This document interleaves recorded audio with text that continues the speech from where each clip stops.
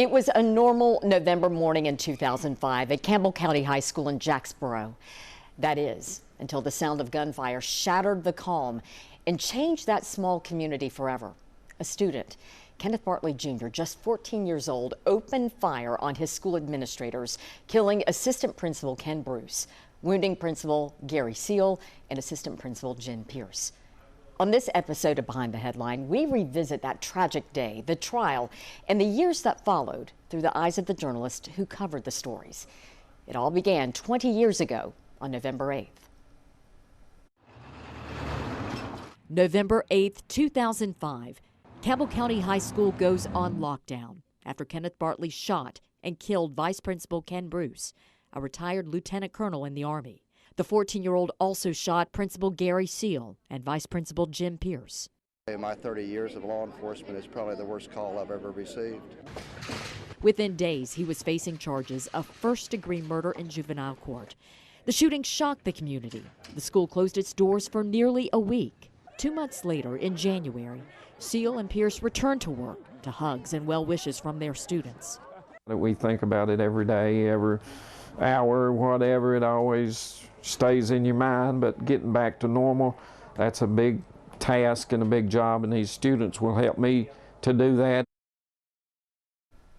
Joining me now, WBIR photojournalist Tim Dale and WBIR senior investigative producer John North. Guys, thanks for being with us. And this is a story, no doubt, we remember very, very well. Just from my recollection, I remember a call coming into the newsroom that shots fired at Campbell County High School. And of course, when you hear that, you dispatch your crews, you get there as fast as possible, especially when you're hearing shots fired at a school. So with that being said, tell me where you guys were on this day. Tim? I was at UT Hospital. I had been there with a reporter who had gone into, we were covering another story and they wanted to talk to a family, see if they would talk. So I was just out in the car, parked in the Circle Drive there, waiting for the reporter when I got a call from the station saying there'd been a shooting and we needed to go. So I got out of my car to go to go inside, and the security guard told me I couldn't leave my car unattended. I'm like, well, I just need to run in and get my reporter, and we're gonna head out. You can't leave it. Okay, are you losing your mind at this point when there's like a big story happening and you're in this situation? It was building because I'm like, I just need to run in. He's like, no, you may not leave. And there's that part of you that I'm a rule follower. When somebody says you can't go, but I have to go. And I was like, just like, what do I do? I'm like, I gotta go. And he's like, you may not. You can't leave your car. And I'm like, just immediately building up, and I yelled out a bad word and got back in my car and waited for my reporter to come out. And so she came out eventually after a couple of minutes, and we started heading to Campbell County, and they actually rerouted us, said go back to UT Hospital to Lifestar and go to the landing pad, get video of the principal coming in. So we went back there, and we were there honestly waiting for a couple of hours, waiting for the helicopters to come in. That's a lot of hurry up, wait in our world. Hurry up, wait. And so while I was there, like the PR person for the hospital came out, who was a former reporter at Channel 10, so I knew him very well. And he was like, what happened? And I'm like, well, I was getting frustrated. And he's like, there was like an alert put out in the hospital. And I was like, I'm sorry. But I think that shows the sheer tension, and when you're a journalist and there's a story happening and you're tasked with going there, that there is real emotion boiling in you, for sure. Yeah, and the guard actually came out because there were so many media there that the guard came out, and so I was able to talk to him and apologize. I'm like, I'm sorry, there was a really tense situation and I overdid it. So I did get to apologize to him and talk to him and that. So, and then the helicopter came in, we got the video that we needed, and that was your experience on that day. John, you were not on the ground reporting at that time at the Sentinel. What were you doing, and what was your involvement in this? Something both of you can relate to. I was working night side, because, you know, we work all of the time pretty much. I was working a night side shift. My job was to put the paper to bed, working with other people, including reporters. And similar to what you all heard, we got the call, or we heard the message in 2005. There'd been something that had happened at the high school, and everybody just, their eyes got very wide. And there's something that's important to remember for people listening or watching us. This is before we had had something like this. In 2008, we had Central High School. You all remember that? Yes. You probably went to that as well. That ended up being a homicide. That was a kid-on-kid thing. And that was before INSKIP, which was another horrific thing that we have had happen in this community, which was grown-ups on school administrator, grown-up on school administrators. So this was literally a shock that this had happened and not something that took place in our minds. So the reaction in the newsroom was, everybody go. Similar here. Everybody go. You. My boss was like dispatching. You do this, you do this. We sent multiple photographers up, and they were up there for hours. As you recall, I think that thing happened in the afternoon. He had brought a gun to school. I think he was interested in trading it for oxys. And one of the administrators sniffed it out and took him to the principal's office, where there was this confrontation with the 3 administrators. And he said, yeah, I got a gun, you want to see it or something? And then the next thing you know, Mr. Bruce has been shot and killed, and the other 2 gentlemen were shot as well. So we were up there for several hours. I know everybody else was. I got to tell you, the image that I will never forget is when they let him out, and he's wearing that sweater, and he's got victim's blood on his sweater. That's like, wow, that's amazing. And he's only 14. And to that point, you look at him as he's walking out with the blood-spattered sweater, and you look at his face. He's a child. He was a kid, and he had only recently turned 14. Only recently. And to your point as well, nothing like that had happened in East Tennessee. Nope. You know, my first recollection of school shootings, Columbine, and 99. that exactly. But there was this sense of this can't happen in East Tennessee, yet it happened. It did happen, and we all were deeply involved for the next years covering it. Yeah, it was. This is a case, as we will get into, that stretches years. But in the end, as a result of that shooting, 1 person died. Kenneth Bartley would face a long legal road for the shootings and death of Ken Bruce, a beloved fixture at that school and in that community. In the weeks that followed the tragedy, WBI anchor Russell Biven spoke with his family. Amidst the shock still looming in Campbell County, the Bruce family chose this peaceful garden at their church to talk about their husband and father, Ken Bruce.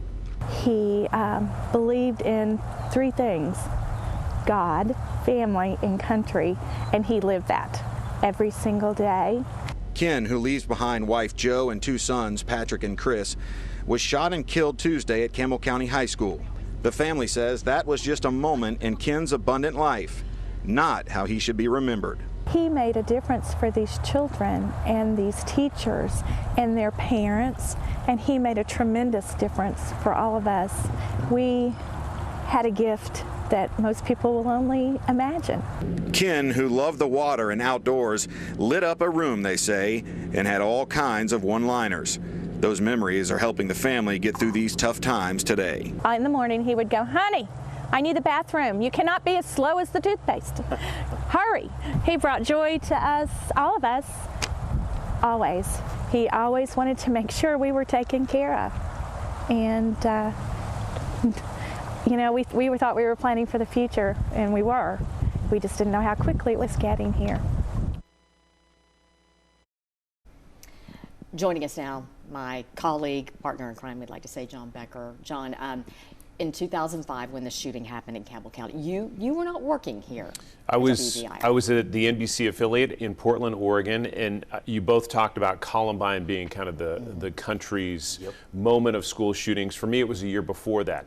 Thurston High School in 1998, a 15-year-old kid walked in, shot and killed 2 of his classmates in the cafeteria, wounded 25. He had killed his parents before that. That was my entree into school shootings and this new reality that we're dealing with. So it's just everyone thinks of the Columbine moment, and for me, nope, it was even before that. It was Thurston High School and Kip Kinkle. Oh, I've seen documentaries about Kip Kinkle. Is there anything there, Kip Kinkle? Right. Even his sister was like, he just wasn't there. Yeah, and let's talk about, though, as we just saw in that story that Russell Biven reported on, talking to Jo Bruce and her family. That's the one thing that struck me after the shooting. The willingness of that woman who suffered such heartbreak in her family, the willingness to talk and to share his story. That is the one of the many things that stood out about this. Would you agree? Incredibly powerful. I always thought that. I was like, you have way more strength than I do, ma'am, because she is incredibly articulate, and she was willing, as you say, immediately to make herself available to talk about this, and that continued. That never stopped. And remember, and we'll talk about this, they endured so much because they thought he was going to prison. He got convicted of something that they didn't agree with. They wanted something much stronger for him, and he got, I think, reckless homicide. But then that all gets messed up, and she has still hung in there to speak. And time again, as you mentioned, Robin, that's unusual as a journalist. Often we have an opportunity to talk to someone right after a tragedy like this happens, but then they may get more reserved and just not feel comfortable talking again and again and again.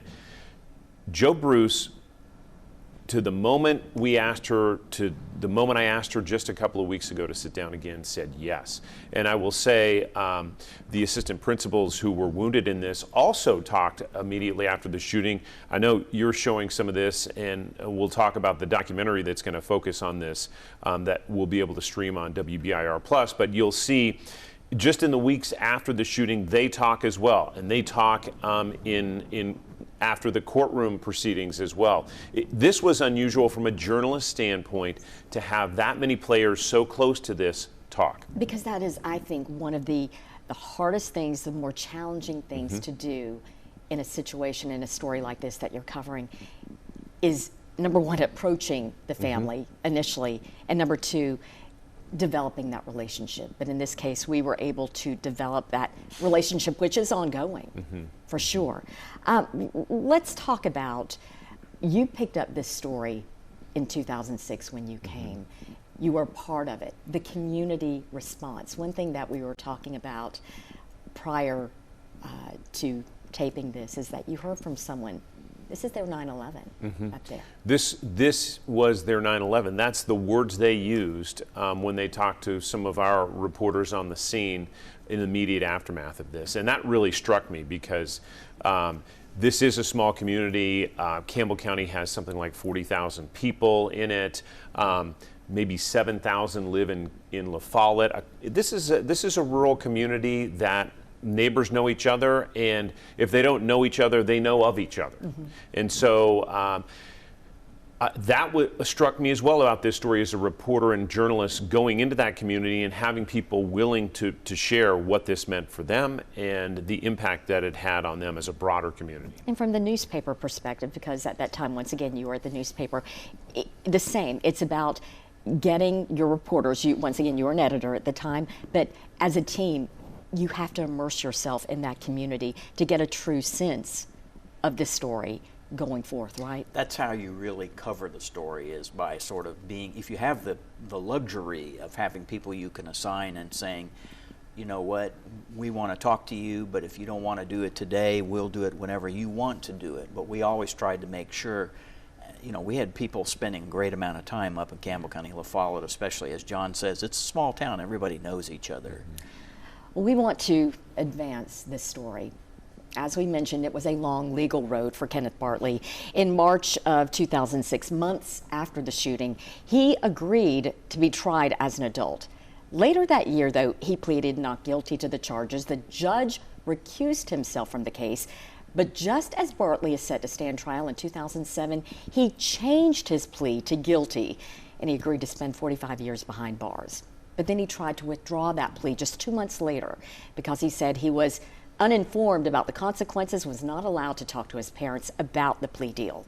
A judge at that time did not allow him to change his plea. But 4 years later, in 2011, under new representation, Bartley and his attorney argued he was pressured to take the deal. The judge then ordered a new trial. There was testimony, deliberations, and then a verdict. Here is former WBIR reporter Mark Salinger. Already served the time that the other. For 8 years, the Bartley family has waited in the wings, ready for the day their son would walk free. On Friday, Kenneth Bartley's father finally watched that play out. And when it happened, there was one thing he had to say. Very thankful. During closing arguments, the defense once again argued that Bartley never meant to harm anyone. He was scared and he panicked. This was not an act of reflection and judgment. Defense attorney Gregory Isaacs said Bartley was overcome with joy when he learned the jury agreed with their argument. Literally, when we went back in the room, Kenny broke down and cried. He basically broke down on the table and was speechless. Was very thankful and just said, I can't believe I'm going home to see Mom and Dad. But there are two sides to every story. The joy felt by the Bartleys stood in clear contrast to the anguish thrust upon the Bruce family. What a sad day this is. He spent his first 20 years of his adult life loving and serving this country. And he spent his last 13 loving and serving the children of his community. And it failed us today. But despite her pain, Jo Bruce said the jury's verdict will not break her or the Bruce family. I'm devastated, but I will tell you this. This will not kill my family. We are better than this because I know what happened to Ken.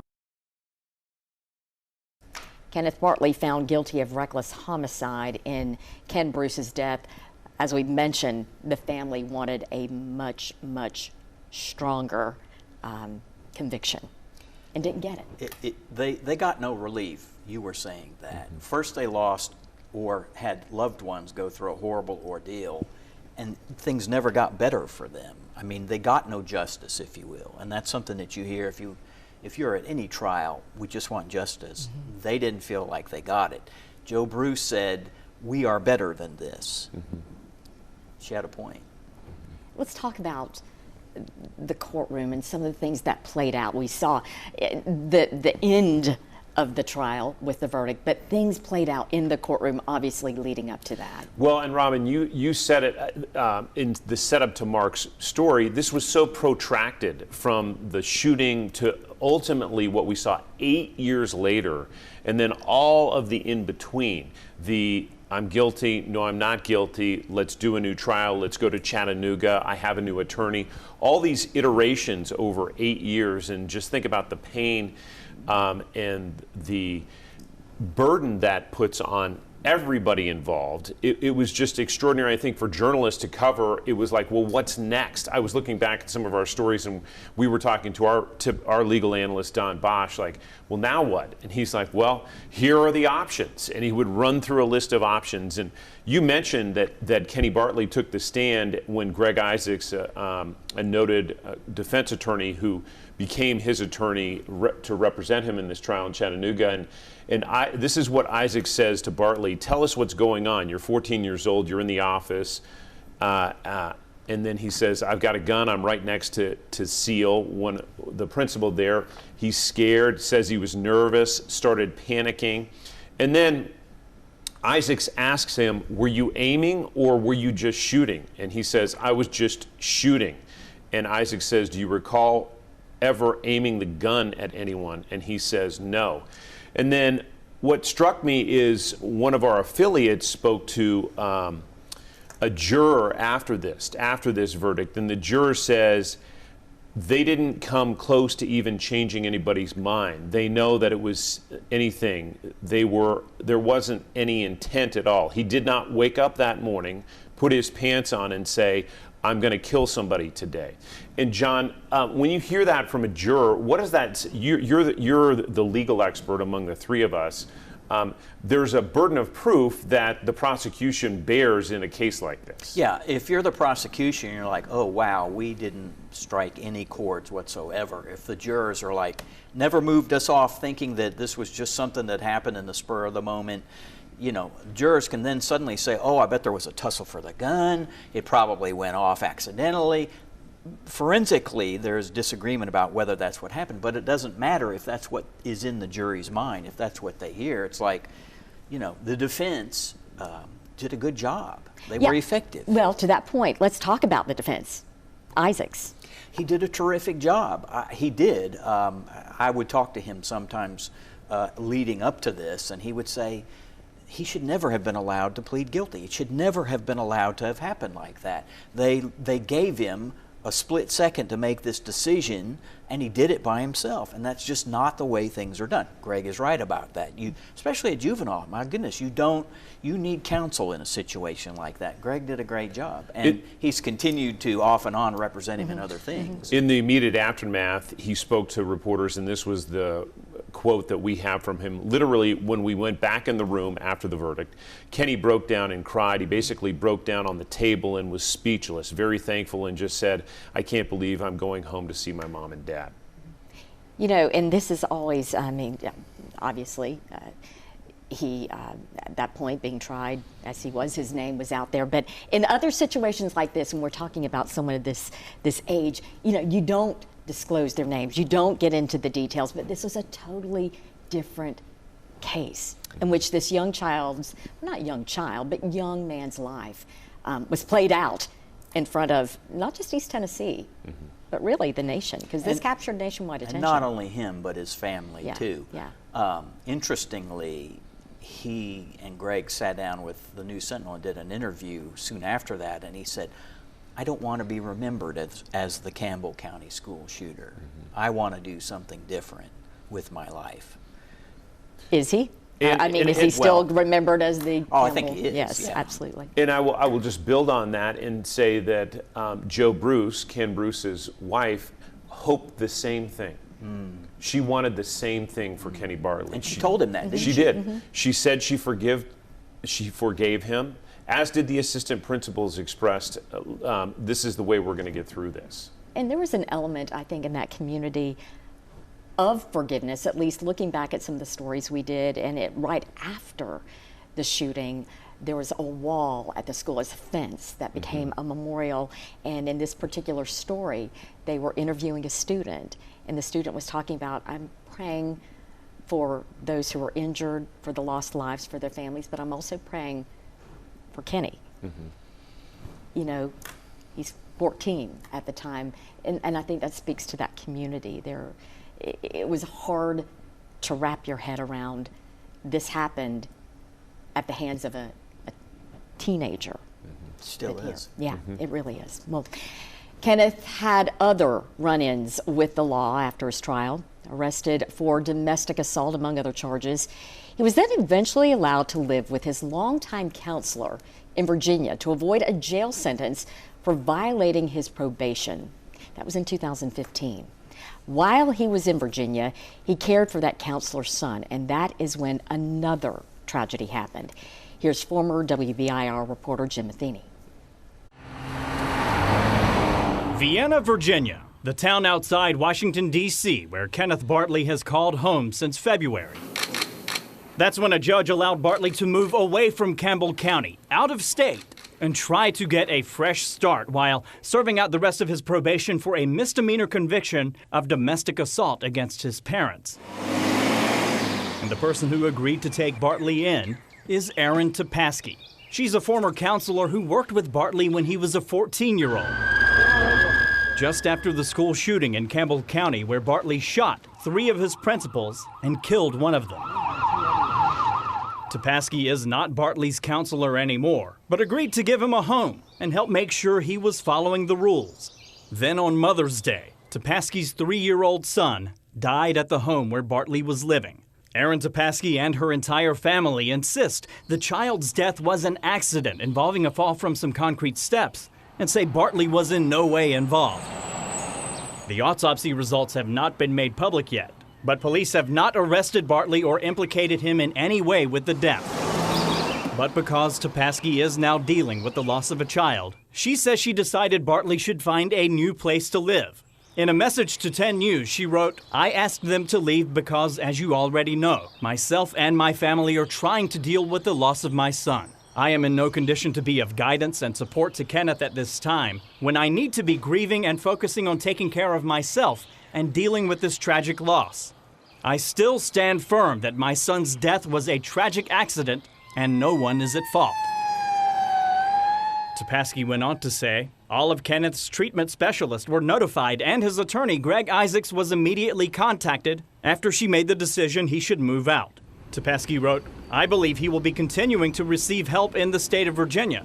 I'm in contact with him and other living arrangements are being made while my family processes this trauma. He is not a fugitive on the run." But because Bartley's whereabouts are unknown to the folks in Campbell County, a judge has updated a warrant for Bartley's arrest. That warrant was issued in April because the device Bartley is required to wear indicated he had alcohol in his system. Bartley is not allowed to drink alcohol while on probation.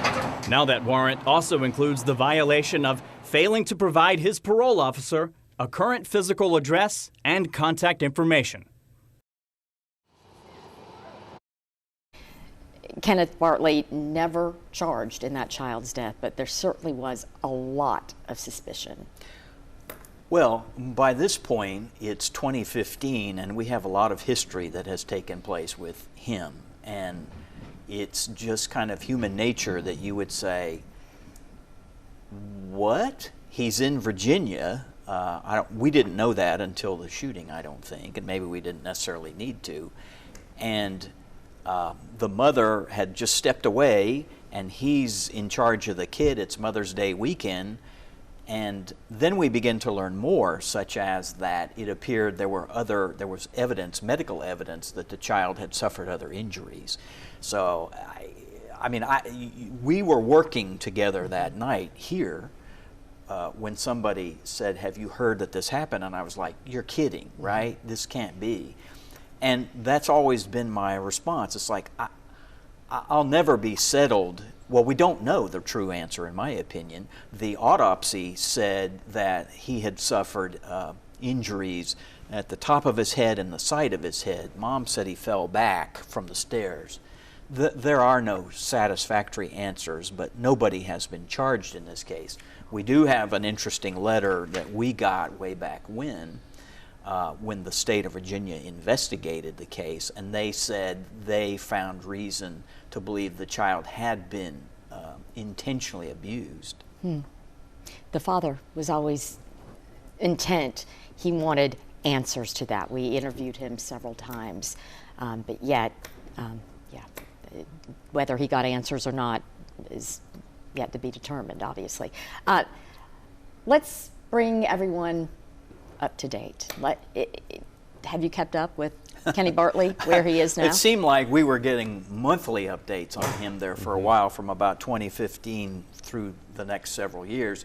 I'll tell you that I pulled him today, and I was like, oh, okay, here was something that happened.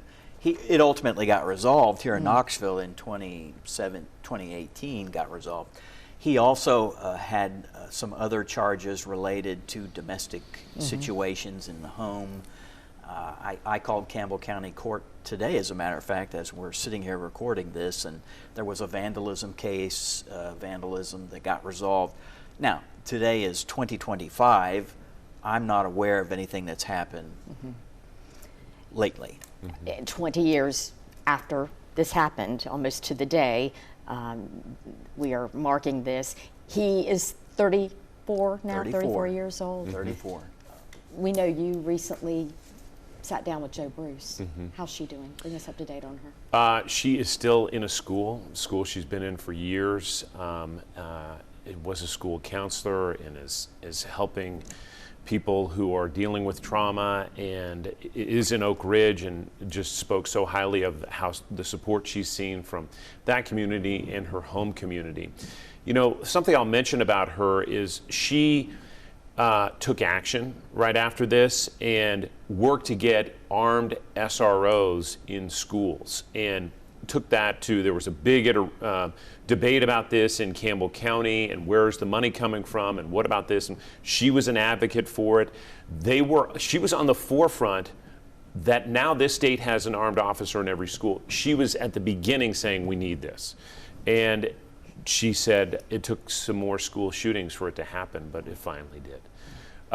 That's one advocacy. She also ran for school board. She didn't win, but she did run for school board and lost. So I saw her just over the years put her grief, her pain into action. And the thing that was heartbreaking for some of us who were just emotionally invested in this story is there was a plan to name the school after Ken Bruce, and that was rejected by the school board. That was a difficult turn in this story. I'm just thinking big picture for this story. If life is not black and white, this is as gray as it gets.